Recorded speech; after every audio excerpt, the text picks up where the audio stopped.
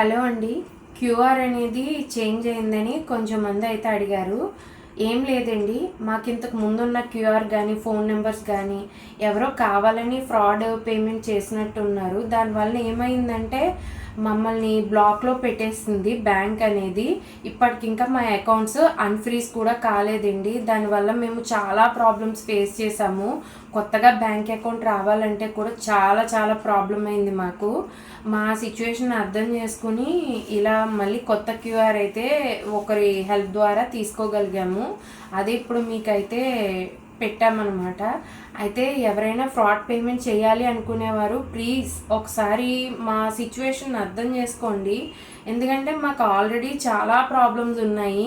మీరు చేసే ఆ పనుల వల్ల మేము ఇంకా చాలా సఫర్ అవుతూ ఉన్నాము. మాకు ఎటు నుంచి కూడా హెల్ప్ లేకుండా పోతుంది మీరు చేసే ఒక్క ఫ్రాడ్ పేమెంట్ వలన. సో ఆలోచించండి ప్లీజ్ మా సిచ్యువేషన్ గురించి. అండ్ అలానే మాకు హెల్ప్ చేయడానికి ముందుకు వచ్చిన ప్రతి ఒక్కరికి కూడా చాలా థ్యాంక్స్ అండి.